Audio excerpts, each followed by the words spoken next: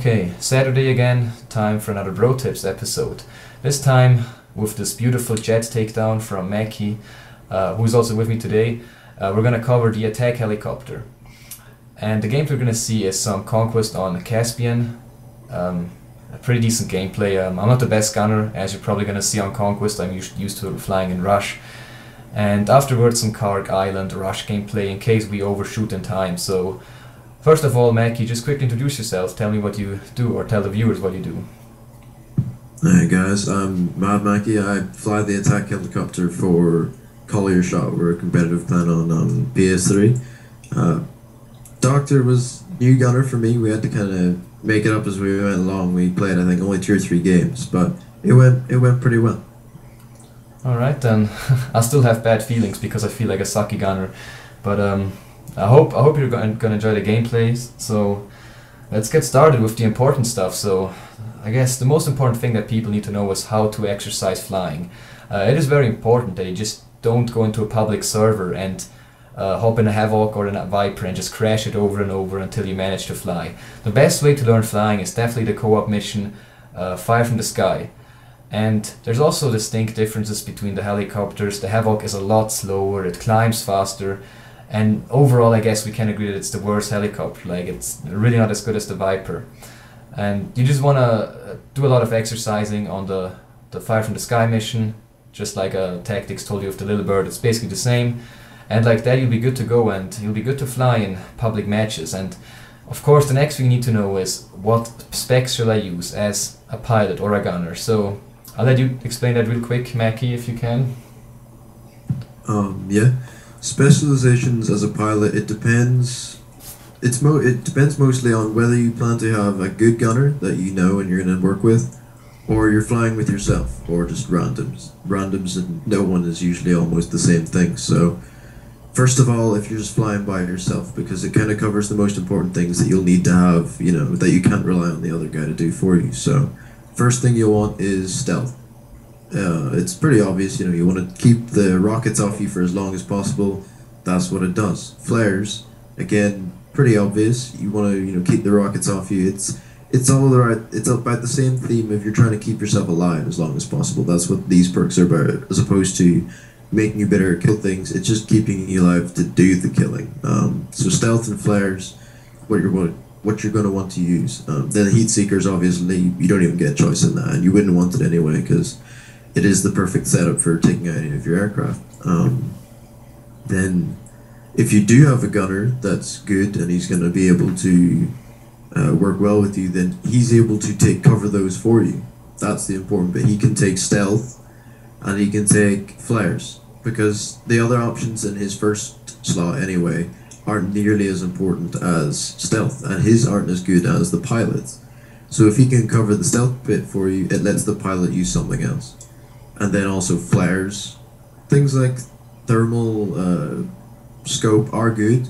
They do help you engage targets, but they're not as important as just staying alive. So I would usually say that if you're gunning, you should always be set up with stealth and flares.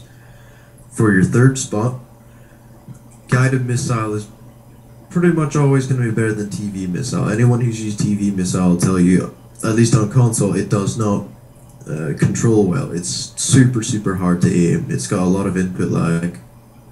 It's usually not even worth trying with. Guided missile is the important one to go for there. So then, from the pilot's point of view, if you've then got this good gunner working for you, what do you change? Well, instead of stealth, now you can take a different first one. I would take air radar. Some people say laser painter, and you know, I'm not going to argue with them. I used to use laser painter as well, but air radar is just so valuable that it's hard to put it down once you start using it, because it doesn't just, at least on console anyway, they haven't patched it yet, that it doesn't just show aircraft, but it shows tanks, it shows equipment, it shows everything. So if you're being locked by a Soufflan, you can see it on the radar and go attack it. If you're being locked by a tank, you'll see it on radar, you can go attack it. If you're being chased by a jet, you'll see what way it's coming after you. Helicopters, everything. It's so useful. It's just such great information, and also it helps you get kills in that if you don't know where the next tank is, the next target, you look at your radar and you'll see it, and that lets you just go bang straight onto that tank. Then once it's dead, you look at radar, next tank, and you move from target to target. It's just, it gives you so much valuable information that without it feels completely different. If you fly with air radar for a while and then go back to something else, you feel restricted. You know, it sounds silly because you can see out the cockpit just fine, just as you could before, but you feel just, I don't know, cut off. Like you just don't have as much information. It's just, to me, it seems like the most important first one. Then the second one, you can run flares and then do it like a double flare setup, but that takes a lot of coordination with both pilot and gunner, because if you don't have that coordination, you're at risk of both of you flaring at the same time, and then that's a complete waste. That, you know, you've already used both your flares and you may as well have only used one. So I use ECM a lot for the two reasons. One is all for that, for coordination. It's much easier if you do it that way because the pilot knows he always has to ECM the locks, and the gunner knows if a rocket gets fired, he has to flare it. You don't have to talk to each other about, oh, are you doing it, am I doing it? No, you always know what you're doing and when you're doing it. So also then for getting rid of laser painters. For me, playing competitive matches especially, that's super important because you're against good players who know what they're doing and they will try and paint you with tanks. Not so much SOFLAMs, they aren't as useful, but tank CITV stations, loads and loads of those. And you need a few extra seconds. If you're approaching a tank and it's laser painting you, you need those few extra seconds to get on top above the tank so it can't hit you. So that's why it's super useful, and that is helpful sometimes in public games. You don't see as many laser painters in public servers, but it also will block off stingers for a while, and it's still generally helpful. It lets you take a longer strafe before they can fire a rocket at you, so that's really useful, as well as how helpful it is in the helicopter battle. Alright. And yeah, that's your perks. Okay, so if you have something to add, but I guess you were just finished there if I interrupted you. But anyway, I guess we got the specs covered pretty well. So thank you for explaining this. Now the next thing, I'm gonna get into it a little bit. I mean, Mackie does a lot more talking because he's got way better of an idea what's actually going on in the helicopter. But as for the gunner point of view, I can also give some information, and the first thing I know is that as a gunner you're only as good as your pilot is. So if you have a friend that flies better, let him do the job, because it will work a lot better. I've realized that myself. I like to pilot myself, but I've realized that when I fly with Tactics or Warhaven, we usually do a lot better. So if you realize your friend is a better pilot, let him do the job. It probably will work a lot better. Next thing you need to realize is that the normal gun for the gunner seat is probably the strongest weapon you have in an attack helicopter. It is good against infantry, it's good against air vehicles if you manage to hit them, it's good against tanks. And you as a gunner will get a lot more kills, so remember to shoot everything, even though it looks like a fucking, I don't know, BB cannon, whatever. Well, it doesn't look like that, but it is very, very effective against every single unit that you'll have on the whole map. So just remember that, your main goal is just killing people, and of course flaring at the right time. Now if you engage target as a gunner, you do a little more damage to the rear of tanks, so try hit that if you can. Other than that, just empty your clip, I guess. If you want to use the guided missile, which we probably recommend as it's a lot easier to use than the TV missile, make sure you only use it on longer ranges, because if you have a good pilot, his flying style, if he circle strafes, it's going to be very hard to lock on to a target that is very close. So only use the guided missiles on longer ranges, and maybe to spot tanks if they're in like the forest on Caspian border. And now the next thing is going to be covered by Mackie again, because we're going to talk about the flying styles and how to engage targets as a pilot. So I'll let you do that again, Mackie. Yeah, okay. General rule for when you're flying around the map is, if you're between targets, you're traveling from one place to another, I stay low, go fast. That's pretty much my general, because if you aren't attacking something, and someone's attacking you, then that's all bad. You're not getting any kills, you're not doing anything useful, but they're getting a chance to kill you. So by going low and staying fast, you're harder to hit for jets, you're harder to lock if you're behind cover, because stingers and things can't get a line of sight on you. random other things like RPGs, tank shells and stuff, a lot less likely to hit you if you're moving at full speed and you're low. So that's what I always do between targets. Then when I come up on a target, say a tank or infantry or a flag we were trying to cap, I come up above it and circle it until it's dead. Usually if it's a tank or something like that, you'll want to take it out in one strafe. If the pilot and the gunner are, a good team, you should be able to take out things in one clean strafe and then move again. Don't hang around for too long, especially if you're being locked. If you're being locked, you need to move. You can't just sit around and hope your flares will do it, because they will get you eventually. So yeah, for tanks especially, you want to get above them, because the tank, it's obvious, the cannon can't aim high enough to get you if you're above him circle strafing him.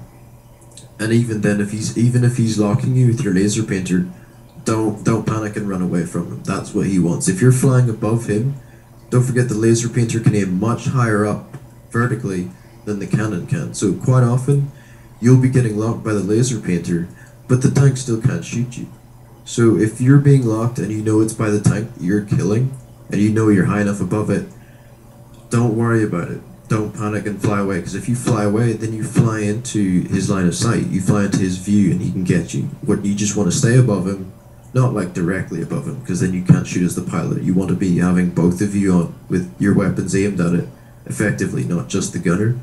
So you want to circle around it, but up high enough above it that it can't engage you. And that's one of the main things you'll practice as a pilot to get it, locked down importantly, because it's one of the most important ways to engage someone. You don't want to like strafe, fly away, turn around, come back like a jet does, because what's the point in that? You're a helicopter. You want to take full advantage of the fact that you can maneuver much tighter spaces than a jet can. So don't fly like a jet, fly like a helicopter. Infantry's pretty much the same. For fighting other helicopters, general rules, you want to be above them. You want the height advantage. That way, your gunner can shoot down at them. Their gunner obviously can't shoot up at you unless they tilt the nose up.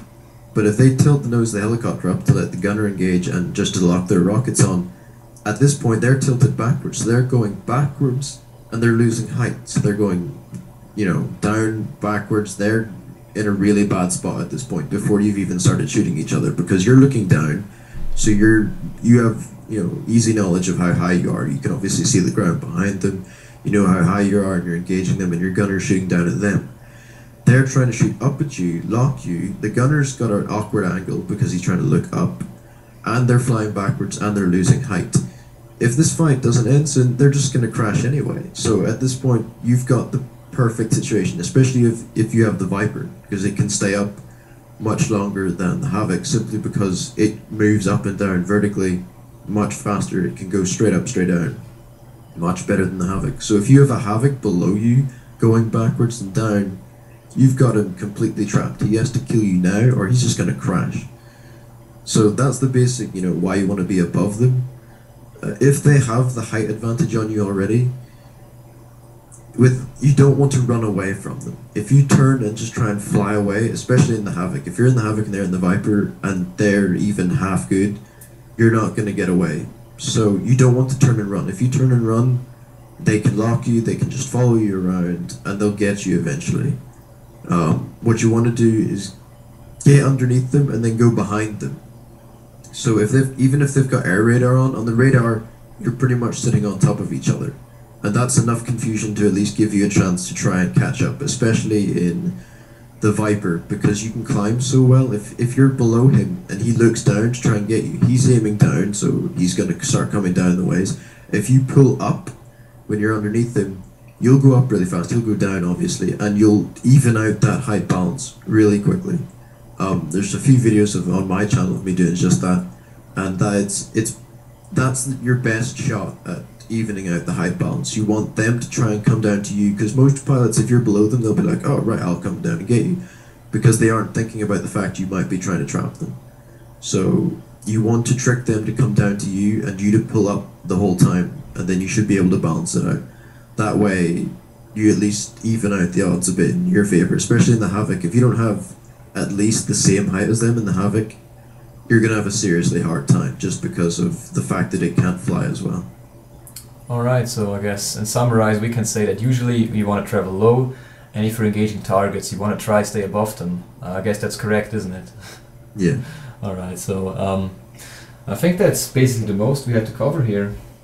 Yeah, I guess we're probably done with the tactics. If you have any questions, feel free to post in the comments or ask on Bronation if you're a member of the platoon. I'll have a link to that in the description. And I also have a link to MadMackie's channel in the description. He's got some competitive helicopter gameplay up there and definitely an interesting thing. So make sure you check him out. And I also want to thank you for doing this with me, Mackie, and for giving me the opportunity to fly with you, because it was like such a great experience for me. When you flew that low, like I felt like I was on the ground, and it motivated me to get a lot better at piloting, and I'm also going to try and improve myself there. So thank you very much for doing this with me. No worries, it was pretty good. Just saying, thanks for putting, you're going to put the link in the description. If people want to see some more attack helicopter or just general competitive gameplay, that'll be on my channel, the CYS community. I already have a bunch of games up of clan matches. Some of them are flying, some of them are infantry, so you guys can check them out if you're interested. Definitely do that, definitely. Alright then, I guess we're running low on time, but I think we covered it all, unless you want to say something last more. We got about 50 seconds, but I guess that's it for today. We covered this pretty well. As I said, ask me questions in the comments or on Bronation, and we'll be happy to answer you. So once more, thank you, and I guess that's it. Goodbye. Later.